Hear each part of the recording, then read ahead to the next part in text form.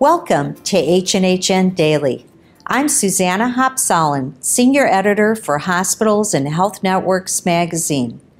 The Center for Medicare and Medicaid Services now requires physician certification that services are not only medically necessary to treat the patient's condition, but that it's medically necessary to provide these services in the inpatient hospital setting. To comply with these requirements, hospitals need to create new workflows to incorporate physician certification. Otherwise, payment from CMS may be jeopardized. Today, I'm joined by Joey Sudamir, Vice President of Information Technology, Texas Health Resources in Arlington, Texas, to discuss a targeted, innovative solution to address the CMS physician certification requirements for hospital inpatient admissions. Welcome, Joey. Thanks for joining me today. Well, thank you for having us. And on behalf of Texas Health Resources, thank you for honoring us not only with the Most Wired Award, but this special Innovators piece of the award.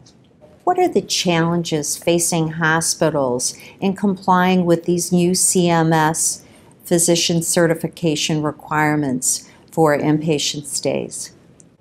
I think the biggest challenge is this is just yet another piece of rulemaking or policy or procedure that we ask our physicians and clinicians in our hospital settings to follow. There's so many of them, with good reason, for the protection of the patient. But it can make it challenging as each new rule or new functionality is introduced to keep up with what they're supposed to do when. So you really had to redesign the physician workflow to accommodate this new requirement. Your team has a lot of expertise in this area. How did they approach the problem? There's actually two alerts we utilize as part of the solution. The first is upon admission to help the physician be reminded that if they're proposing this patient for an inpatient stay, that medical necessity needed to be determined as soon as possible. And the second was a hard stop upon discharge to ensure that before they could complete discharge orders, the proper documentation was in place for an inpatient stay.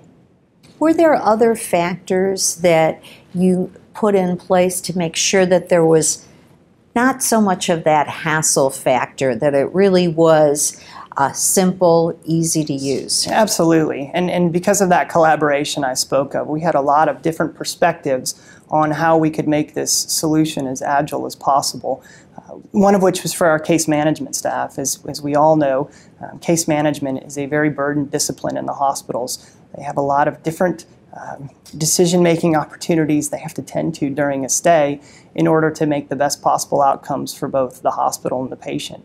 And part of the solution we created was essentially a one-stop list for patients that met this specific population and population requirements, so that case management could review on a daily basis the patients that were potentially affected by this rule. And on top of that, we gave them a one-click button so that for any patients that needed to have some documentation from the physician's perspective, with one click, the case management staff could send it to the pertinent physician's queue for evaluation.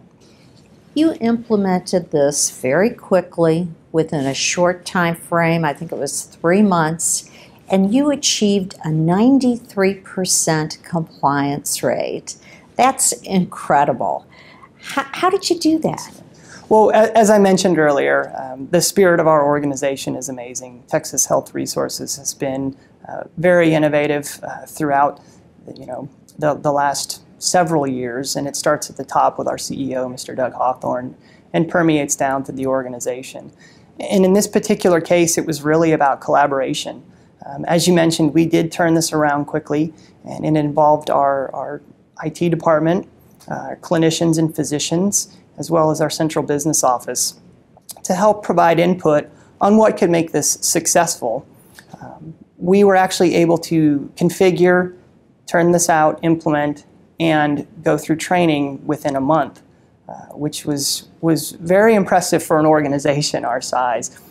And beyond just the spirit of collaboration in our organization, some of the tools that made that possible are our use of social media and collaboration tools. As an example, to train over a very vast, geographically dispersed workforce, we have a tool we call CareTube, which is similar to YouTube. And it's been adopted in the organization. And because of that adoption, we're able to publish training videos in very short order and have them received by a wide audience in a small time span. And that was very important to this effort. Thank you for joining us today. Well, thank you very much. We are delighted to be here, and again, thank you for this prestigious award.